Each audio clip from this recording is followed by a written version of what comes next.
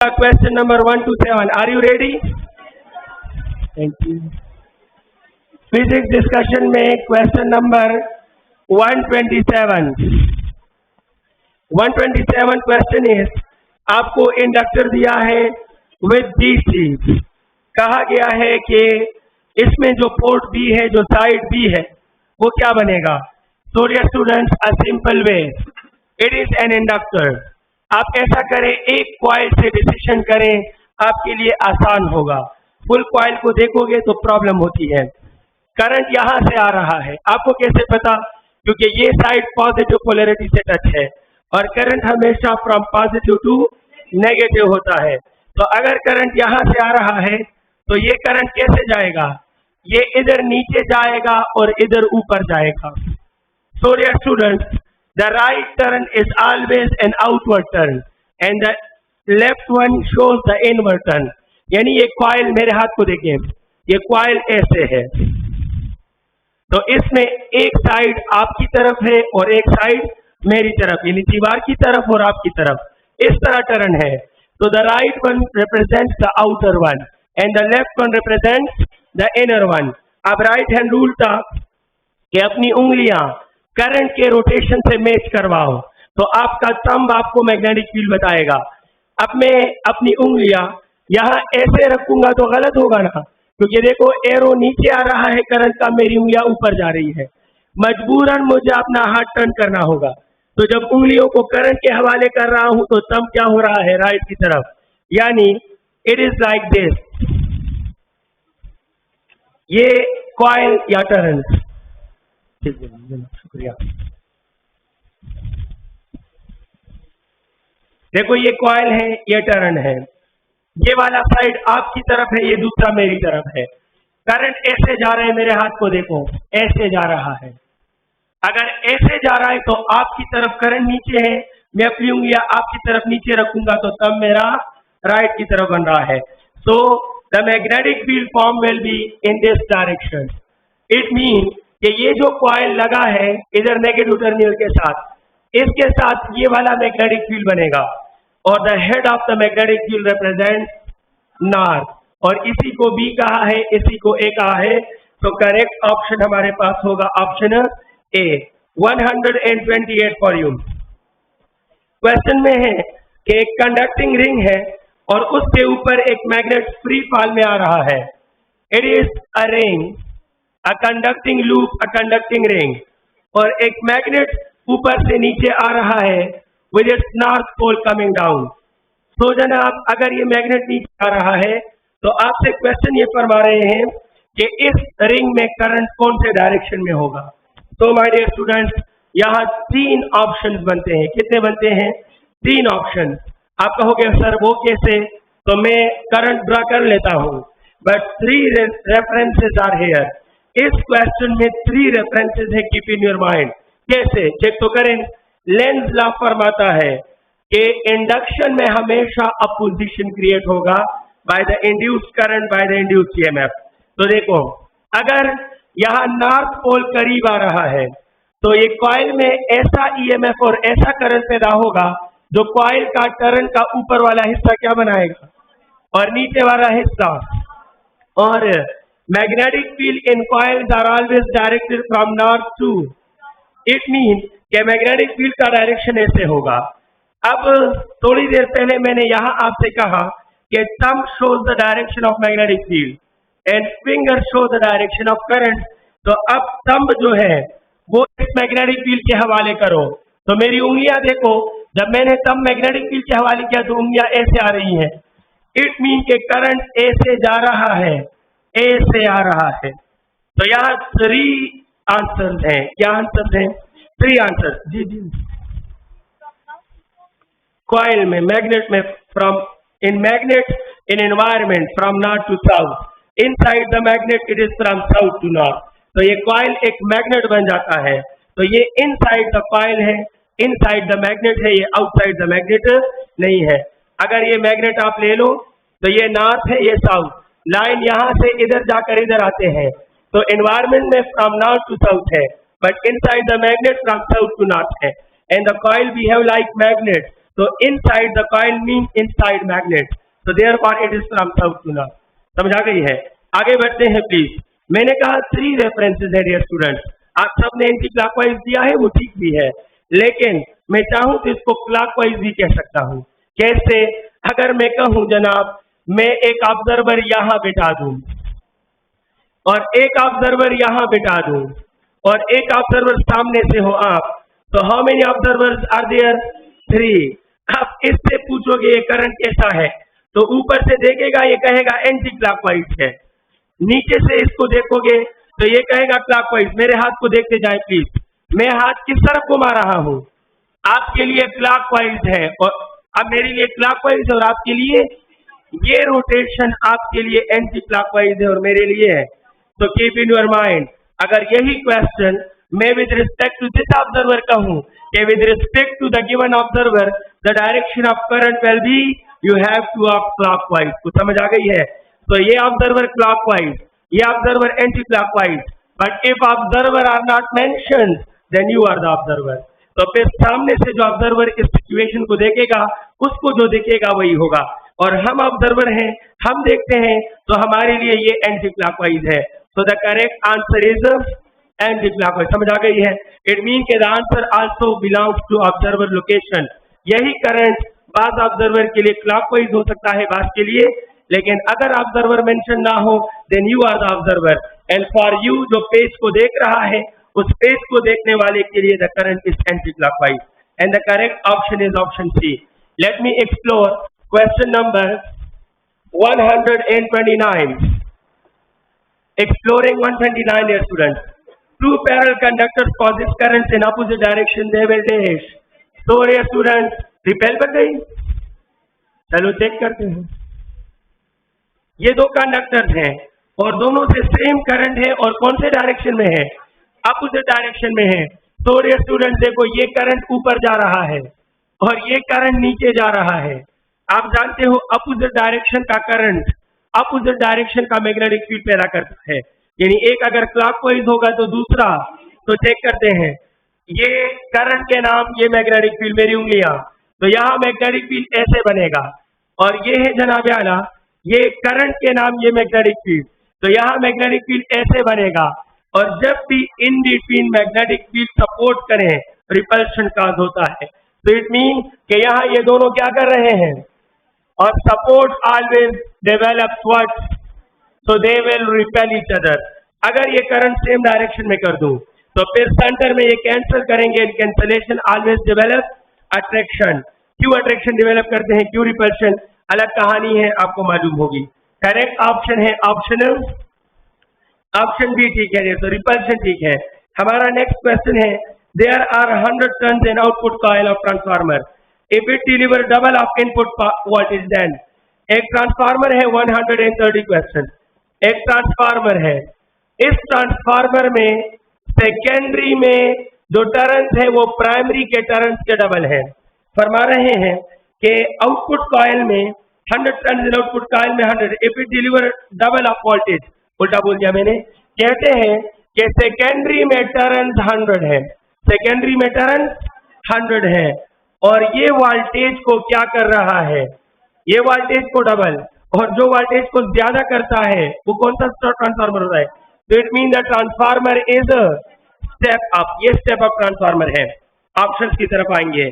हमारे पास है कि turns in primary will be 200, is it possible?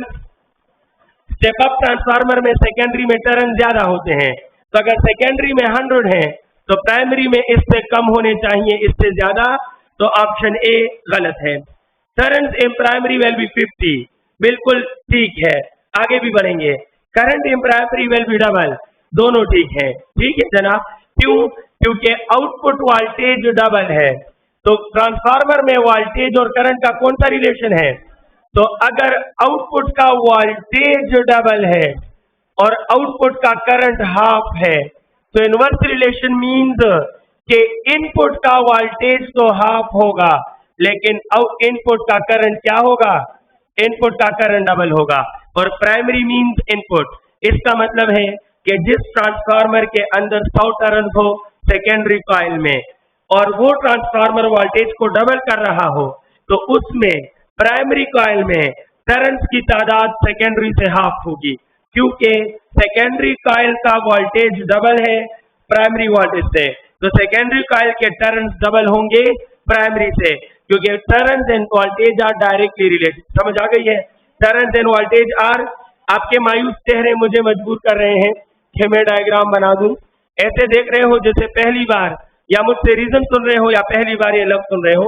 Any how, ये एक ट्रांसफार्मर है, यहाँ 100 टर्न्स मौजूद हैं और आउटपुट में आपको वोल्टेज भी डबल मिल रहा है, तो voltage is directly proportional to turns.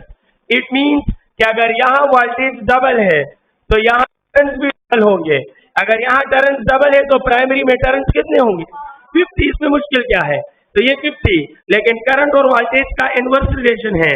अगर यहाँ वोल्टेज डबल है तो करंट हाफ होगा, लेकिन यहाँ फिर वोल्टेज हाफ है तो करंट क्या होगा? तो प्राइमरी में करंट डबल और प्राइमरी में turns 50। Both B and C is the correct option. Correct option option D. I am exploring question number 131 for you. 131 फरमाता है the rate of change of magnetic flux is 100 Weber per second होगा if there are 3 turns in the coil the induced EMF will be। तो Faraday's law है it is n delta phi by delta t। इसकी value direct दी है, number of turns 3 है और rate of change of magnetic flux कितना दिया है? 100। It means the answer is 300 volt and the option is please कौन सा ऑप्शन ठीक है? बी ऑप्शन सही है जनाब। हम अगले क्वेश्चन की तरफ बढ़ेंगे और हमारा अगला क्वेश्चन है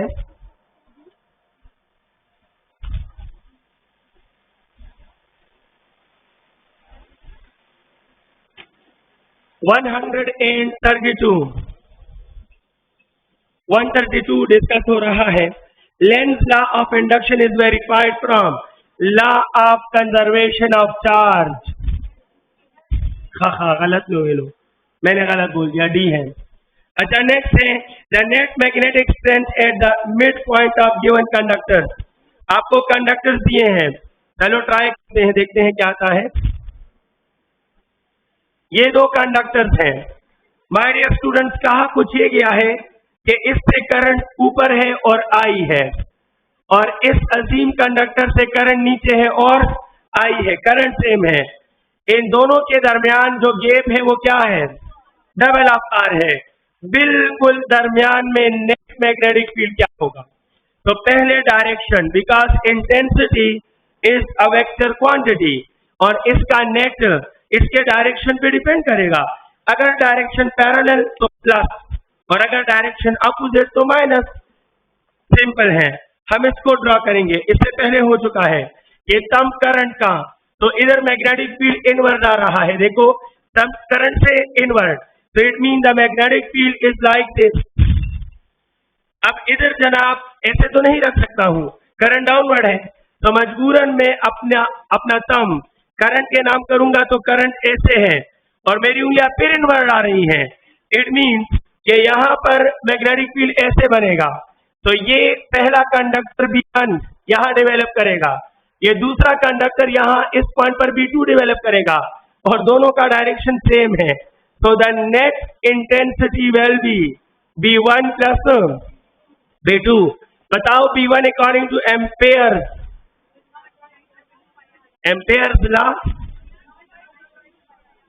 लॉ क्या? Mu naught I divide by 2 pi. लेकिन इस मिड पॉइंट का फासला क्या होगा? इधर से भी आर है, इधर से भी, डिवाइड बाय आर। ये क्या है? एम्पेयर लॉ है या नहीं है? इट इज एम्पेयर लॉ, जानते हो ना? ये एम्पेयर लॉ नहीं है मुसलमानों, ये एम्पेयर फार्मूला है। एम्पेयर लॉ इसको बोलते हैं B dot L is equal to mu naught I. Ampere law है, ये एम्पेयर फार्मूला है। Anyhow, mu naught I divide by 2 pi R plus इसके भी mu naught I divide by 2 pi R. तो कितनी बार म्यू नॉट आई हो गए? 2 बार। तो 2 times of mu naught I divide by 2 pi R, 2 cancel and the answer is mu I divide by pi R. And the correct option मुसलमानों option C ठीक है। सी ठीक है जनाब, उम्मीद करता हूं इंशाल्लाह आप समझ गए हैं। 134 जी, क्यों? तो डिस्टेंस फार्मूले में कहां से कहां तक है, from conductor to the point है, और 2r आपको दिया है from conductor to conductor. Evaluation तो आप इस पॉइंट पे कर रहे हो, तो अगर ये टोटल 2r है तो सेंटर तक इधर भी r होगा, इधर भी r होगा, मिड पॉइंट पे इवैल्यूएशन कर रहे हैं। हमारा अगला क्वेश्चन है 134, जो कि इस पेज पे नहीं है, अगले पेज पे जाते हैं। Alpha particle and proton are projected into a magnetic field with same speed in same direction perpendicular to magnetic field. The ratio of their radii, देखो जनाब, जब भी दो पार्टिकल्स को सेम स्पीड से मैग्नेटिक फील्ड में फेंका गया हो, सेम स्पीड लिखता है, ये टाइटल है, याद रखो।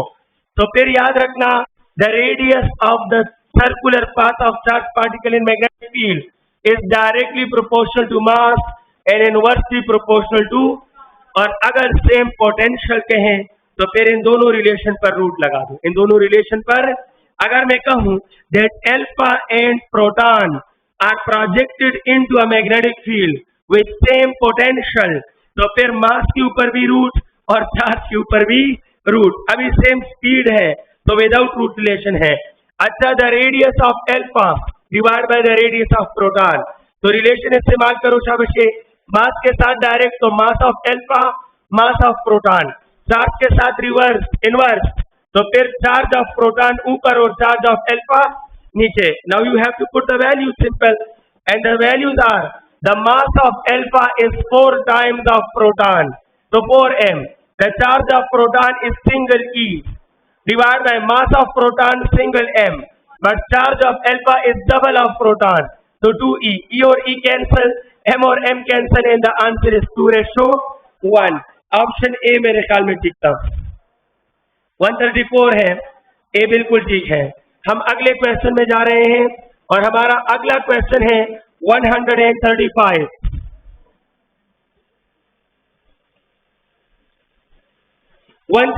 फरमा रहा है that velocity selector works on, जानते हो ना, वेलोसिटी सेलेक्टर में cross electric and magnetic field होते हैं। कोई सबूत है आपके पास? नहीं है सबूत। सबूत, इससे बड़ा सबूत क्या होगा कि सिलेक्टेड वेलोसिटी का इक्वेशन है E/B। तो अगर इसमें सिर्फ इलेक्ट्रिक फील्ड होता तो सिलेक्टेड वेलोसिटी में B ना होता, और अगर इसमें सिर्फ मैग्नेटिक फील्ड होता तो सिलेक्टेड वेलोसिटी में E होता। सिलेक्टेड वेलोसिटी का फार्मूला बजाते खुद इसके मुंह बोलता सबूत है कि velocity selector works on the cross effect of electric field and magnetic field. समझ आ गई है? गुड। हमारा अगला क्वेश्चन है 135 में ऑप्शन सी ठीक है मुसलमानों। अच्छा, 136 क्या है? In the given figure the electron will be deflected towards, तो आप जानते हो कि डॉट्स का मतलब होता है, हाँ, मैग्नेटिक फील्ड इज, बोले शाबाश, out of the page, out of the board. अब जनाब आला ये कौन है? इलेक्ट्रॉन है। क्या है शाबाश? It is electron. ये क्या है? इलेक्ट्रॉन है। और ये इलेक्ट्रॉन मैंने वेलोसिटी v से फेंका है इधर। अब ये किस तरफ डिफ्लेक्ट होगा? तो पहले तो आपके लिए मैं नॉर्थ साउथ ईस्ट वेस्ट बना दूं। ये नॉर्थ, ये साउथ, ये ईस्ट और ये वेस्ट। देखते हैं, यहाँ पर कुछ स्टूडेंट्स अच्छा कर लेते हैं, पॉजिटिव के लिए अलग रूल याद करते हैं, नेगेटिव के लिए अलग, but the simple way is सारे रूल्स पॉजिटिव के लिए बने हैं। ओरिजिनल रूल अप्लाई करो। अगर क्वेश्चन में नेगेटिव चार्ज हो तो आंसर को उल्टा कर लो। क्वेश्चन में नेगेटिव चार्ज हो, अगर रूल आपको नॉर्थ दे रहा है तो आप साउथ ले लो अगर नेगेटिव है, अगर रूल आपको साउथ दे रहा है तो आप नॉर्थ ले लो। यानी नेगेटिव और पॉजिटिव के लिए अलग अलग रूल याद करने की जरूरत नहीं है। एक सही ऑथेंटिक स्टैंडर्ड रूल याद करो जो पॉजिटिव के लिए है। अगर क्वेश्चन में नेगेटिव चार्ज हो तो अपने रूल का जवाब उल्टा ले लो, वही रूल अप्लाई करो, जवाब उल्टा। जैसे कि मैं कर रहा हूं, मेरे पास रूल है राइट हैंड रूल, उसमें कहा गया है कि ये जो 4 फिंगर है ये वेलोसिटी का होगा, ये जो मिड फिंगर है ये मैग्नेटिक फील्ड का। Sum will be the direction of force और डिफ्लेक्शन। तो देखो वेलोसिटी जनाब ईस्ट की तरफ है, तो ये फिंगर मैंने ईस्ट की तरफ रखा, लेकिन मिड फिंगर मैग्नेटिक फील्ड की तरफ। मैग्नेटिक फील्ड इज आउटवर्ड, तो देखो मैंने मैग्नेटिक फील्ड आउटवर्ड लिया, थंब किस तरफ आ रहा है, और डाउनवर्ड मीन तो इट मीन के मुझे रूल कहता है कि the charge particle will be reflected towards south, लेकिन अगर ये पॉजिटिव होता तो जो रूल कहता वही होता, लेकिन नेगेटिव है तो रूल का जवाब उल्टा करो। रूल का जवाब it mean the electron will bend towards north. समझ आ गई है? And the correct option my dear student, the correct option योर मिनट चाचा पके सौदा हिस्से कोई बात नहीं है, आइंदा नहीं लोगे। तो जनाब आला इसका करेक्ट ऑप्शन क्या है? ऑप्शन 3 है डियर। जी जी 3 4 5 6 रूल अप्लाई होते हैं, लेकिन क्यों अप्लाई करें? एक ही रूल आपको क्यों सेम नहीं देता? सिंपल आसान क्यों? उस पे क्या आ रहा था? आप बताओ, पाम रूल में आपने क्या किया था? हाँ हाँ, ये फोर्स और ये मैग्नेटिक फील्ड, ये वेलोसिटी, ये वेलोसिटी, ये मैग्नेटिक फील्ड और ये फोर्स। आप उल्टा बोल रही है। चेक करो, आपने रूल उल्टा अप्लाई किया हुआ है। पाम रूल में आपने गलती की है। आगे बढ़ते हैं प्लीज। आपने पाम रूल में जो अप्लाई किया उसको चेक करो, गलत अप्लाई किया है। आगे बढ़े, we will discuss it out. अच्छा जनाब आगे बढ़। जी हुजूर, प्लीज वाया खाना अरे कथा पके बन का जगह देने बन का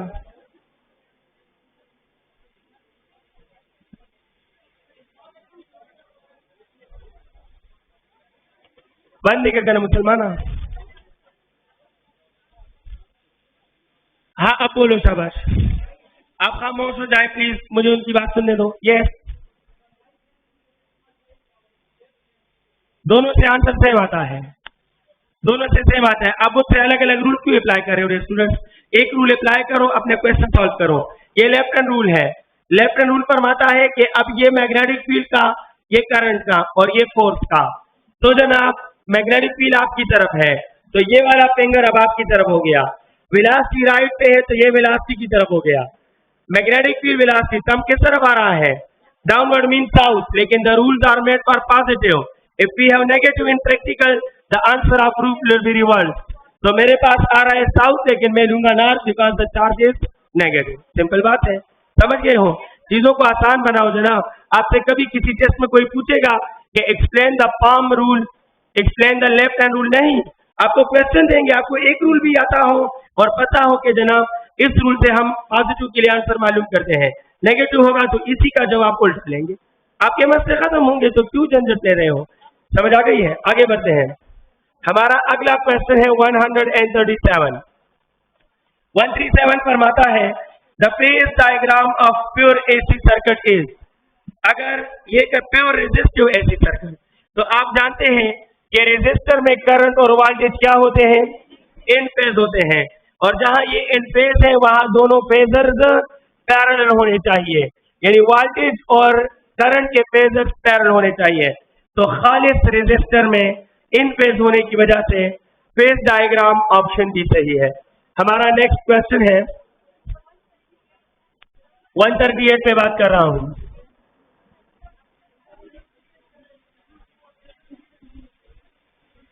यौम इंसान अस्ताब मोहरमा, सो खबर गई। हाथ उठाओ, शाबाश। मुसलमान अवल्ला कतवे हवाए तसवाई। ऑप्शन बी में क्या है? हाँ, करंट लीड कर रहा है। कैसे लीड कर रहा है? कोई बात नहीं है रे, कोई बात नहीं है।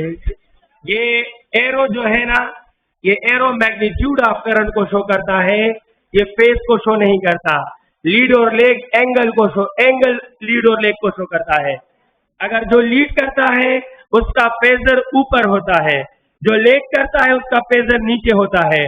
जिसका फेजर लंबा हो उसकी पीक वैल्यू ज्यादा होती है, जिसका फेजर छोटा हो उसकी पीक वैल्यू कम होती है। एरो की लंबाई लीड और लेग को शो नहीं करता। इन एरोस के दरमियान जो एंगल है वो लीड और लेग को शो करता है। अगर एंगल 0 है तो neither current lead voltage not voltage lead current. आगे बढ़ते हैं प्लीज। जी,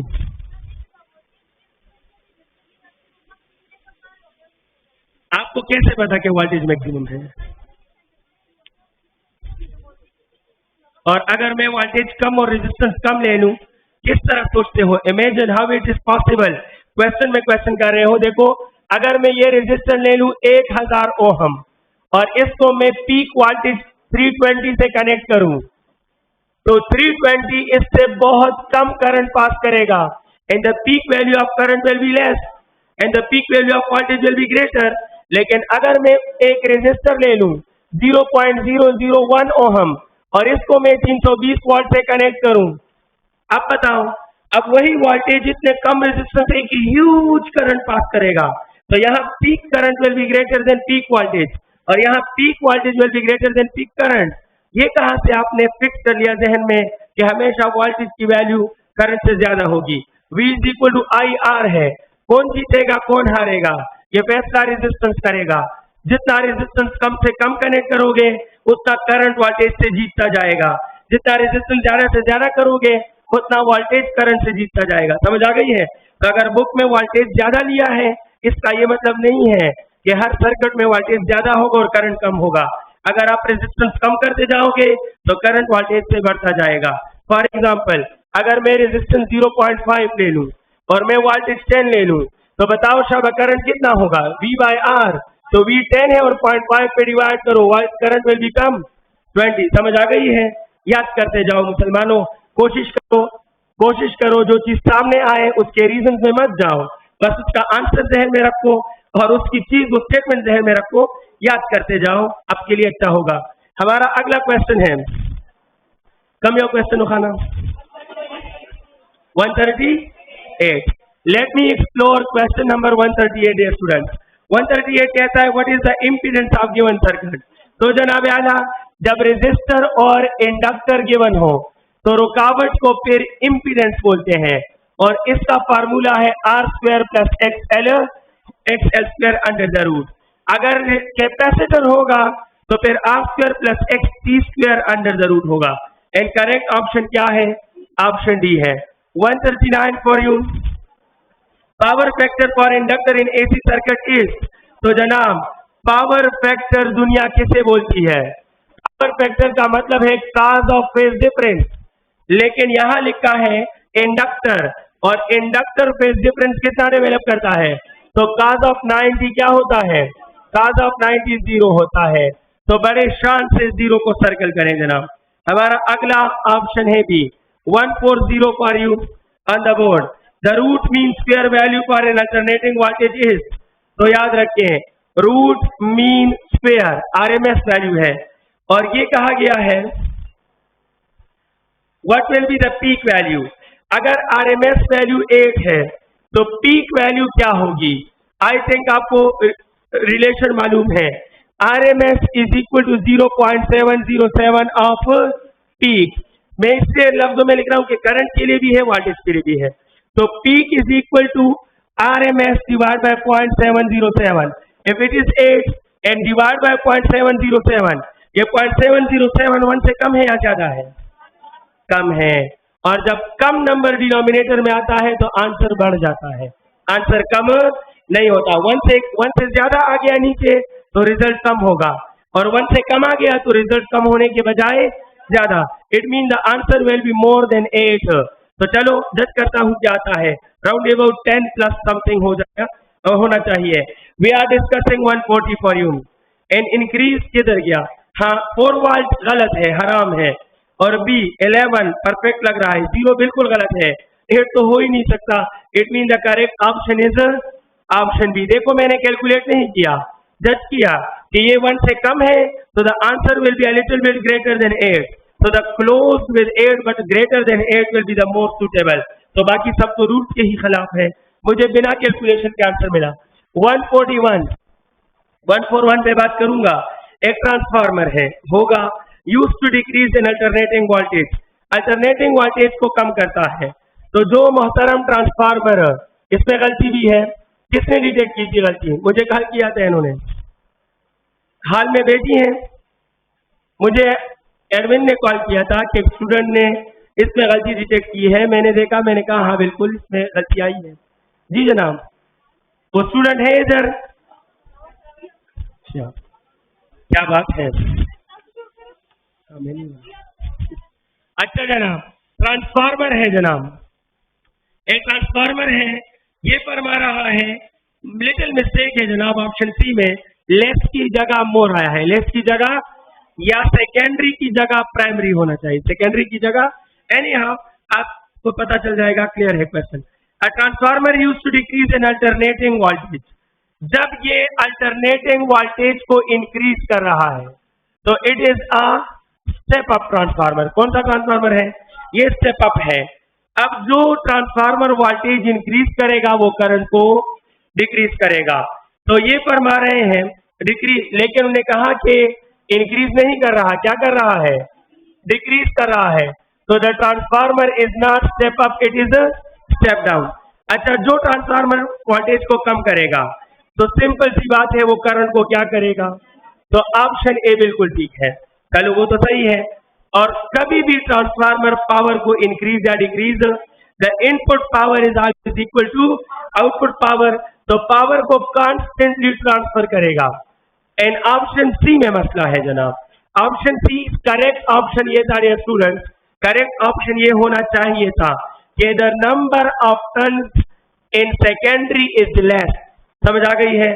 सेकेंडरी में लेस है क्योंकि स्टेप डाउन है, और स्टेप डाउन में सेकेंडरी में टर्न्स कम होते हैं। और या ये होना, अगर मोर लिखते हो तो सेकेंडरी की जगह प्राइमरी। तो जनाब आला ऑप्शन सी में गलती है, और मैं रखा हूं उसके लिए ऑप्शन डी होना चाहिए था, बोथ ए एंड बी। तो या तो ऐसा करें कि ऑप्शन सी को चेंज करें, मोर की जगह लेस लिख दें, या सेकेंडरी की जगह प्राइमरी लिख दें। इन तीनों रास्तों से क्वेश्चन ठीक हो सकता है। सेकेंडरी की जगह प्राइमरी लिख दो, फिर ऑल ऑफ दिस ठीक है, और या सेकेंडरी ठीक है बट मोर की जगह लेस लिख दो, फिर भी ऑल ऑफ दिस ठीक है।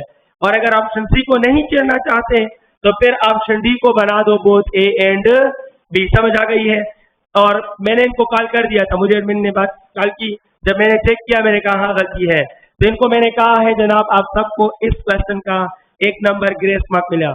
इसमें जिसने ए पुट किया उसका भी ठीक, जिसने बी पुट किया उसका भी ठीक, जिसने सी पुट किया उसका भी ठीक, जिसने डी पुट किया उसका भी ठीक है।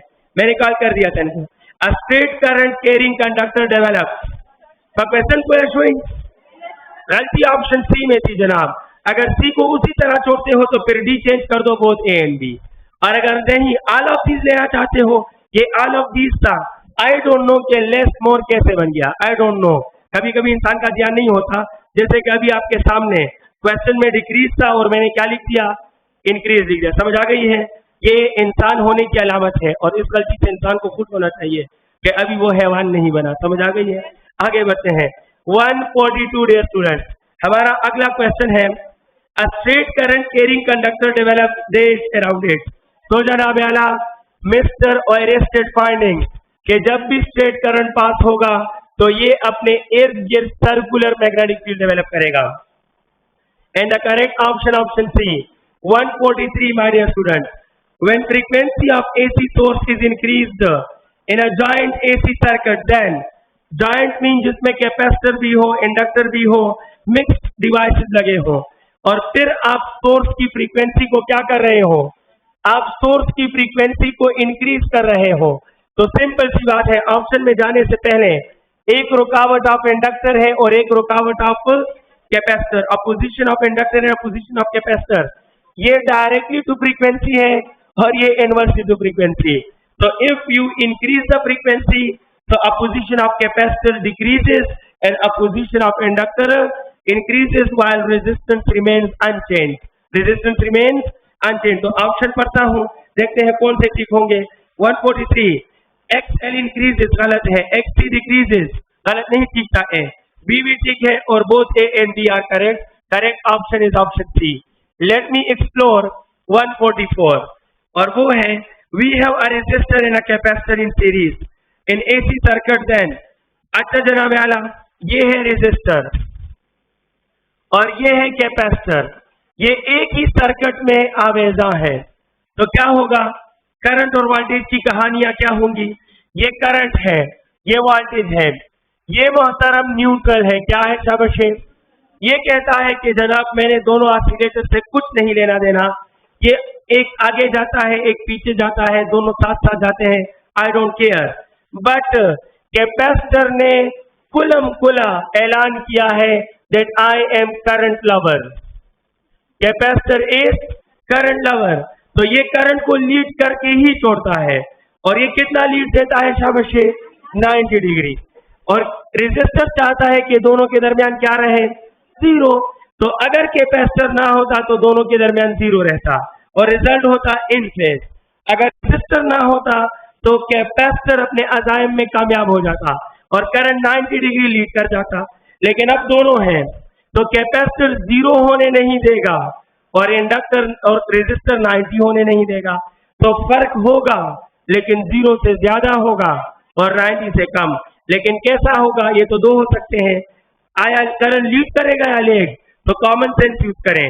यहाँ सर्किट में करंट लवर मौजूद है लेकिन वोल्टेज लवर मौजूद, तो डेफिनेटली वोल्टेज पीछे होगा और करंट, इट मीन्स के phase difference will be less than 90 but such that current will lead voltage. समझ आ गई है, करंट वोल्टेज को लीड करेगा। So my dear student, the correct option of 144 क्या फरमाता है, करंट लीड्स वोल्टेज। ये ज्यादा अच्छे ऑप्शन बन सकते थे अगर मैं कहता करंट लीड्स वोल्टेज बाय 90 या current leads voltage by 45 degree, current leads voltage by 30 degree, और ऑप्शन डी कहता both B and C, that will be the best option. And correct option क्या होता, both B and C. In between 90 and 0 कोई भी lead possible है, but फिलहाल option कौन सा ठीक है, आपके लिए भी ठीक है। आपको इंशाल्लाह समझ आ गई होगी। हम अगले क्वेश्चन पे बात करने वाले हैं और हमारा अगला क्वेश्चन है 145। मैग्नेटिक फ्लक्स है द यूनिट ऑफ, जानते हो मैग्नेटिक फ्लक्स का यूनिट क्या होता है, तो फ्लक्स इज डीए। अब चेक करो शाबाश, ये टेस्ला मीटर स्क्वायर, तो ये इसमें मौजूद है। लेकिन टेस्ला को देखो, F is equal to I L B, जानते हो या नहीं, तो newton ampere metre tesla, tesla की जगह Newton per ampere metre put करो, तो Newton per ampere metre into metre, ये गए काम से, तो न्यूटन मीटर पर एम्पेयर भी ठीक आ रहा है, but newton metre is joule, तो जॉल पर एम्पेयर भी ठीक है।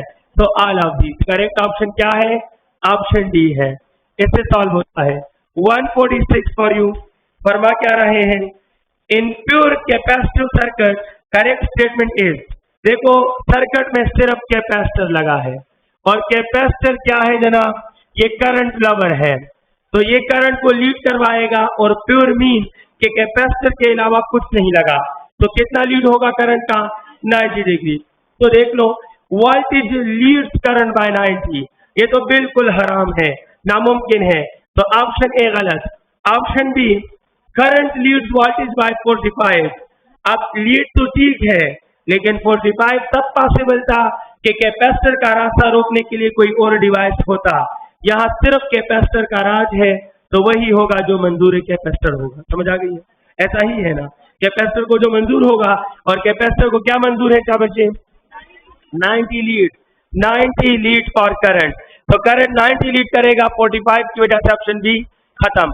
Rest of voltage and current is capacitive reactance, क्या रहेगा, इज कैपेसिटिव रिएक्टेंस, वो क्या होगा, ऑल ऑफ दिस। तो ये कह रहे हैं रेस्ट ऑफ वोल्टेज, आप जानते हो कि कैपेसिटिव रिएक्टेंस होता है V डिवाइड बाय, और कहां से आता है, ओहम लॉ से, कहां से आता है, ये ओहम लॉ से। तो ये बात ठीक है, अलबत्ता ऊपर दोनों बातें गलत है, ऑप्शन सी सही है।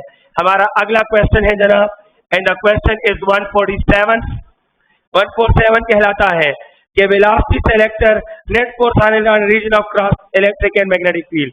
जब इन्होंने क्रॉस इलेक्ट्रिक और मैग्नेटिक फील्ड कहा है, तो इट मीन कि किसकी बात कर रहे हैं, they are asking about velocity selector.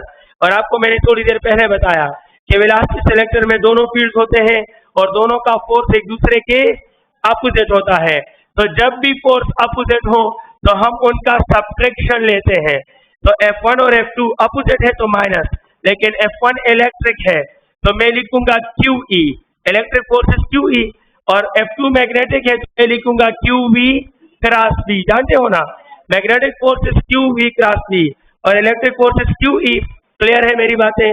अच्छा माइनस तो होगा, बट चार्ज क्या है, इलेक्ट्रॉन। अगर चार्ज इलेक्ट्रॉन है तो Q can be replace by तो EE, minus EV cross B. It is the net force in this situation. तो minus EE plus EV cross B गलत है, EE minus E into V cross B बिल्कुल सही है। समझ आ गई है? Correct option is option B. ठीक है स्टूडेंट, लेट मी प्रोसीड। हम आगे बढ़ते हैं और हमारे लिए 148 है। 148 क्या है? Proton projected in cross electric and magnetic field with velocity selected as this one. अच्छा, आइडिया समझ गया हूं। ये एक वेलोसिटी सेलेक्टर है। प्रोटॉन को फेंका तो जो वेलोसिटी सेलेक्ट हो गई वो EB-1 है, यानी E/B है। अगर हम प्रोटॉन की जगह अल्फा पार्टिकल इस्तेमाल करेंगे और इसको फेंकेंगे तो कौन सी वेलोसिटी सेलेक्टेड वेलोसिटी होगी?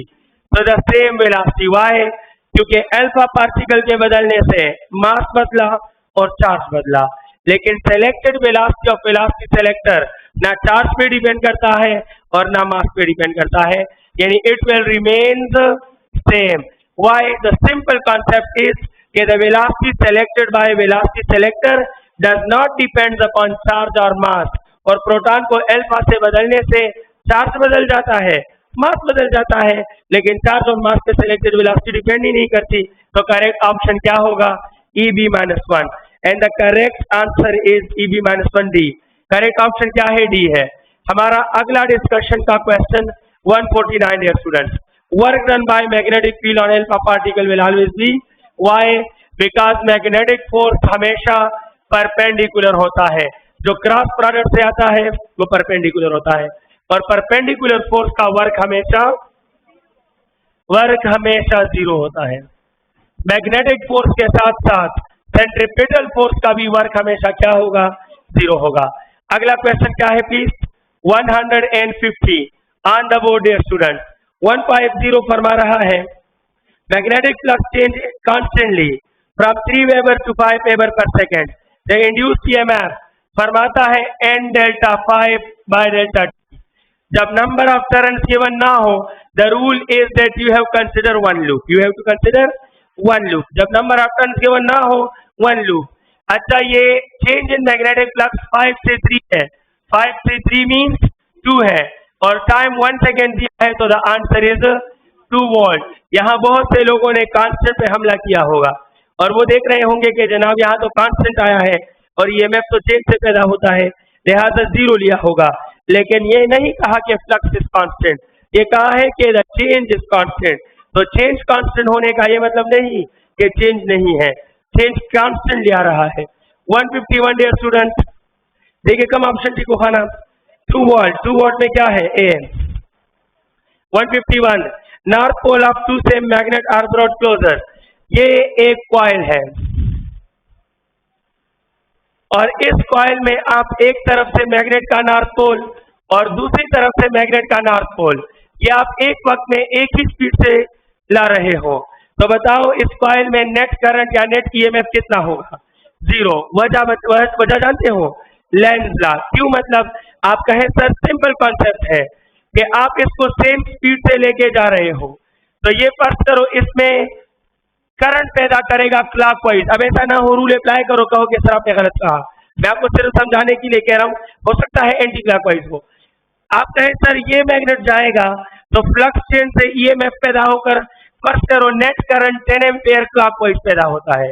जब आप दूसरी तरफ वही मैग्नेट उसी स्पीड से अपोजिट डायरेक्शन में ला रहे हो तो डायरेक्शन अपोजिट है, तो दैट्स व्हाई ये वाला जितना इंडक्शन क्लॉकवाइज करवाएगा ये उतना ही इंडक्शन एंटी क्लॉकवाइज भी 10 एम्पियर होगा।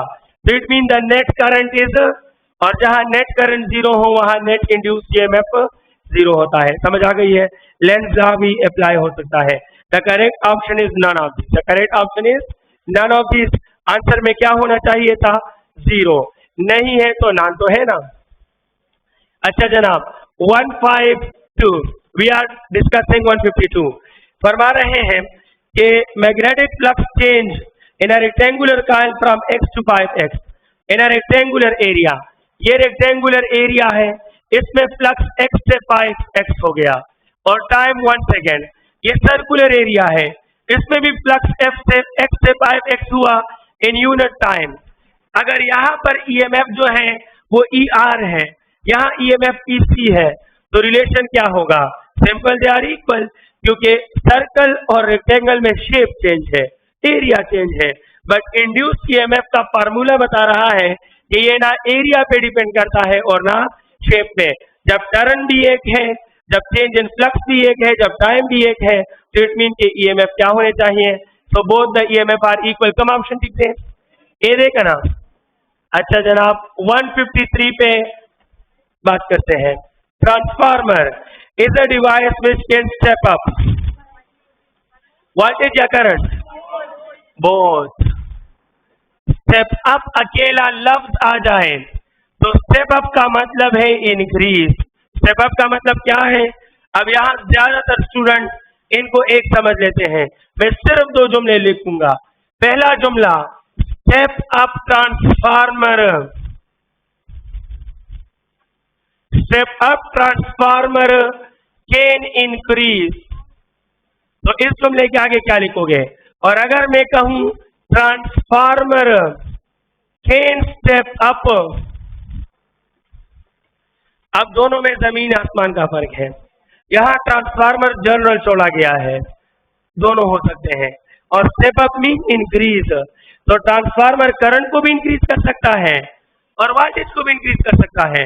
लेकिन जब मैंने कहा स्टेप अप ट्रांसफार्मर, तो नाउ ये फिक्स हो गया है, क्योंकि स्टेप अप ट्रांसफार्मर एक पार्टिकुलर कंडीशन का नाम है जिसमें करंट कम होगा और वोल्टेज ज्यादा, जिसमें सेकेंडरी में टर्न ज्यादा होंगे और प्राइमरी में टर्न। तो देखो यहाँ ट्रांसफार्मर जनरली है और स्टेप अप अकेला रिप्रेजेंट्स व्हाट? तो transformer can increase both current end voltage. अगर ये स्टेप डाउन हुआ तो फिर ये वोल्टेज को डिक्रीज और करंट को इंक्रीज करेगा, और अगर ये स्टेप अप हुआ तो ये वोल्टेज को इंक्रीज करेगा। तो जनरली सेइंग ट्रांसफार्मर, तो both step up and step down, और स्टेप अप दूर लिखते हुए इससे अकेले इस्तेमाल करते हो तो step up mean increase, step up mean increase करना, तो इस वक्त बोथ होगा। लेकिन अगर यही सेंटेंस मैं इस तरह दे दूं कि step up transformer can increase, तो फिर आप सिर्फ वोल्टेज लोगे। फिर क्या लोगे? इन दोनों में अगर आपको फर्क समझ में आता है तो बोथ समझ में आता है। समझ आ गई है? और अगर आप इन दोनों में फर्क नहीं समझ पा रहे हो तो फिर आप आंखें बंद करके वोल्टेज दे लीजिएगा, नुकसान भी आपका है, फायदा भी आपका है। समझ आ गई है? कुछ भी खाना पड़ेगी। Very good. कौन सा ऑप्शन ठीक है? शाबाश, बोथ ए एंड बी। तो करेक्ट ऑप्शन है किस गया? सी, सी सही है। 154 days students and we are getting late. When the ratio of number of turns in secondary to primary coil is A, then the output potential versus input. तो तासुनिदी वेली खाना VS by VP is NS by NT, और ये ratio क्या दिया है? A। तो जो ratio turns का वही रेशो पोटेंशियल का। It mean the answer is option B है। गुड। हमारा अगला क्वेश्चन 155 और 155 फरमाता है the root mean value of AC current. जब भी खाना know the root mean योमेंट,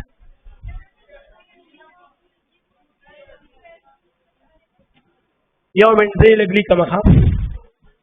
question number 155, हम एक वैल्यू ढूंढ रहे हैं कि वैल्यू क्या होगी। वैल्यू में शर्त लागू है। कौन सा क्वेश्चन है हमारा? 155। अच्छा, रूट स्क्वायर मीन, आप इसको याद कर चुके हो कि जनाब वैल्यू लिखते इस तरफ से है लेकिन अप्लाई लेफ्ट से होता है, राइट से होता है। ये आपने पढ़ा है। क्यों अप्लाई राइट से होता है? मैं इसको सेंटेंस में लिखता हूं। दरअसल ये है root of square of mean, यानी पहले आप क्या लोगे? मीन लोगे, फिर उसका स्क्वायर लोगे, उसका रूट लोगे। RSM mean root of square of mean. तो पहले मीन ले लो। जब पहले मीन लोगे तो अल्टरनेटिंग क्वांटिटीज का मीन क्या होता है? तो देखो मैं पहले मीन ले रहा हूं, but the mean value of alternating quantity is, because mean का मतलब जानते हो what is mean? Average for how much? Thanks, शाबाश। ये अल्टरनेटिव वोल्टेज का ग्राफ है। दर अल्टरनेटिव वोल्टेज ग्राफ से तब दिस है नदी से पूरे मीन वाली खुदेश तक जीरो राजी या हाँ यहाँ तक, इधर तक आप मीन ले लो, ये जीरो नहीं आएगा। मीन का एवरेज मतलब नहीं है, दो मतलब है। मीन का मतलब average for one cycle, average for alternative quantities के मीन का मतलब है एवरेज फॉर वन साइकिल, और वन साइकिल यहाँ पूरा हो जाता है। तो जितने वैल्यूज पॉजिटिव में है उतने वैल्यूज, तो mean value of alternative quantities is always, तो जब पहले आप मीन लोगे तो जीरो, अब इस मीन का स्क्वायर लोगे तो इसका भी स्क्वायर ले लेना, और फिर इसका रूट लोगे तो इसका भी रूट ले लेना, लेकिन बॉटम में जीरो है तो सब कुछ क्या हो जाएगा। तो RSM वैल्यू जो है वो जो है जनाब क्या है, वो जीरो है। RSM जीरो, RMS जीरो नहीं है, RSM जीरो है। RMS इफेक्टिव है, इसका मतलब है root of mean of square. अब स्क्वायर का क्या मतलब है, जब भी स्क्वायर आ जाए तो it mean minimum square and maximum square. Alternative quantities की मिनिमम वैल्यू का स्क्वायर और मैक्सिमम का स्क्वायर, इन दोनों के स्क्वायर को स्क्वायर बोलते हैं। जब भी इस वैल्यूज में स्क्वायर हो तो मिनिमम का स्क्वायर एंड मैक्सिमम का स्क्वायर, फिर इनका मीन ले लो, तो जब इनका मीन लोगे तो डिवाइड बाय 2, और फिर इनका रूट लोगे तो ये लो रूट। अब पहले स्क्वायर फिर मीन फिर रूट, तो दिस इज RMS, लेकिन पहले मीन फिर स्क्वायर फिर रूट, तो that is zero, that is. और आप इसको चेक करो, आपको पास आएगा V0 डिवाइड बाय √2 या I0 डिवाइड बाय √2। आगे बढ़ते हैं, सब ये खाना आंसर बचे वाई करना था, 155 में डी ठीक है क्योंकि जीरो नहीं है। योमेंट से चेक कमा, योमेंट एक से सही है, एक से सही है। ए में तो V स्क्वायर है, स्क्वायर और रूट कैंसिल तो V रह जाएगा, और जहां जीरो ना रहे वहां RSM नहीं होता, RSM जीरो होता है तो नॉन ऑफ दिस ठीक है। आप कोई भी ऑप्शन ट्राई करो, स्क्वायर स्क्वायर रूट कैंसिल तो V रहेगा, V मीन V तो सारे आते हैं, V तो इंस्टेंटेनियस वैल्यू है, वो तो कुछ भी हो सकती है, लेकिन ये तो पार्टिकुलर जीरो आ रहा है। आई डोंट थिंक सो आप कैसे कह सकते हो कि सर V है और स्क्वायर है ये ठीक है, ये तो ये कैंसिल तो इट मीन सिर्फ V रह गया, और आपने नहीं पढ़ा अल्टरनेटिंग में सिर्फ V इंस्टेंटेनियस को शो करता है, और इंस्टेंटेनियस मीन्स के पॉजिटिव मैक्सिमम से लेकर नेगेटिव मैक्सिमम तक सारे वैल्यूज में से कोई भी वैल्यू, तो ये सिर्फ जीरो को तो रिप्रेजेंट नहीं करता। समझ आ गई है? आगे बढ़ते हैं जनाब, 156 पे बात करते हैं। 156, the peak value of AC current is dash RMS। तो बस याद रखो, पीक वैल्यू जो है ये क्या है, ज्यादा है या कम है, और RMS वैल्यू कम है या ज्यादा है, तो ये इसका 100 से ज्यादा % रखेगा क्योंकि ये ज्यादा है, and it is approximately 141%। Peak value is 141% of RMS, लेकिन ये जिससे कम है तो इसका परसेंटेज 100 से कम आएगा। RMS जो है वो पीक का 70.7% होता है। तो अगर क्वेश्चन करें कि the RMS value is dash % off peak, तो 70.7, and peak is the dash % of RMS, तो 141। चूंकि ये ज्यादा है तो इसका परसेंटेज 100 से ज्यादा, ये कम है तो इसका परसेंटेज 100 से। और जानना चाहते हो कैसे, तो मैं क्लू देता हूं, डिराइव नहीं कर रहा हूं। आप एक I0 ले लो, एक IRMS ले लो। अब I0 RMS जिसका पर्सन देख रहे हो, जिसमें पर्सन देख रहे हो उसके नीचे 100 लिख लेना, दूसरा X ले लेना। तो यहाँ ये X आपको percentage of I0 with respect to RMS देगा, और एक बार फिर I0 IRMS लिख लो। अगर आप ये जानना चाहते हो कि RMS I0 के कितना % है, तो इसके नीचे 100, इसके नीचे X, दोनों जगह क्रॉस मल्टीप्लाई करो, यहाँ से आपको 141 राउंड अबाउट मिलेगा, यहाँ से आपको 70.7 राउंड अबाउट मिलेगा।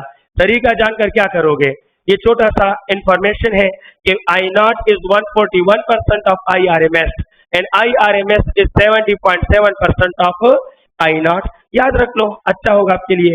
एंड करेक्ट ऑप्शन क्या होगा, तो मैं चेक करूंगा। ऑप्शन है, कौन सा क्वेश्चन है प्लीज?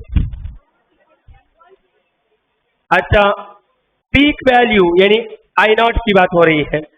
इस डैश एंड RMS तो इट मीन 100 से ज्यादा 140 is the best answer. Correct option is 140%। Approximately it is 140%। B सही है जनाब। मैंने आपको तरीका सिखाया, इस पे चलने वालों चलो। 157 इन एसी सर्किट करंट इतना है, वोल्टेज इतना है, the average power loss in this circuit will be. तो जनाब एसी सर्किट है और आपको दिया है current is equal to 2 sin of 30 degree, ये है, यही दिया है ना। अच्छा V जो दिया है वो कितना है प्लीज? 210 sin of 30। क्या दोनों का एंगल सेम है? और जब एंगल सेम है तो ये इन फेज है, क्या है? और इन फेज है तो ये कौन सा सर्किट है? ये रेजिस्टर। और ये रेजिस्टर है तो पावर लॉस का फार्मूला है IRMS VRMS। देखो मैंने कैसे इस फार्मूले से कनेक्शन किया। जब angle same they are in phase, if they are in phase it is resistor, if it is resistor then power loss is this one. अब IRMS होता है I नॉट डिवाइड बाय √2 और ये V नॉट डिवाइड बाय √2। तो ये I not V not divide by 2 हो जाएगा, √2 से 2 बनता है और 1/2 से 0.5 I नॉट V नॉट बनता है। तो करेक्ट ऑप्शन आपको मिल चुका है। अगर आप समझने वाले हो, आप जरा सा भी होश में हो, तो 0.5 I नॉट V नॉट क्या है? ऑप्शन बी सही है। तो पूछ में खाना। Okay good luck. अगला क्वेश्चन डियर स्टूडेंट 158 हमारा अगला क्वेश्चन है और वो है for step up transformer if the number of turns in primary coil is n। अगर ट्रांसफार्मर कौन सा है? स्टेप अप, और प्राइमरी में टर्न्स NP जो है वो n है, तो बताओ सेकेंडरी में टर्न्स कितने हो सकते हैं? तो इतना तो पता है स्टेप अप में सेकेंडरी में ज्यादा होते हैं, तो n से ज्यादा वाला ऑप्शन पॉसिबल है। तो चलो एक एक चेक करते हैं। n हराम है, ट्रांसफार्मर के दोनों कॉइल्स में टर्न सेम नहीं होते, सेम लगाने हो तो ट्रांसफार्मर ना लगाओ। अच्छा n/2 ये तो स्टेप डाउन हो गया, 2n is the only option. Correct option क्या है? 2n। 159 आपके लिए। If current passes through a straight conductor normal to page, the page सबोरे, अगर इसमें करंट बाहर आ रहा है, यानी ये मार्कर करंट है, तो बनने वाला मैग्नेटिक फील्ड कैसा होगा? तो अपना हाथ ऐसे रखो कि थंब बाहर आ रहा है, आपके पेट से थंब बाहर आ रहा है, तो आपके लिए द मैग्नेटिक फील्ड भी, तो the magnetic field will be anti clockwise. आप हर कोई अपने पेज को देखे और यूं सोचे करंट उनकी तरफ आ रहा है, तो अपना थंब अपनी तरफ रखो, the fingers will show you anti clockwise direction, it mean the magnetic field will be anti clockwise. अच्छा 160 पे बात करूंगा। 160 आपके लिए है, ये एक कॉइल आपको दिया है, बाकायदा मैग्नेटिक फील्ड मेंशन है। कह रहे हैं कि in the given figure a magnetic field in solenoid is shown, the left side of the solenoid, तो जिस तरफ तेल होते हैं वो क्या होता है? And the right side will behave like north, तो the left side will behave like south.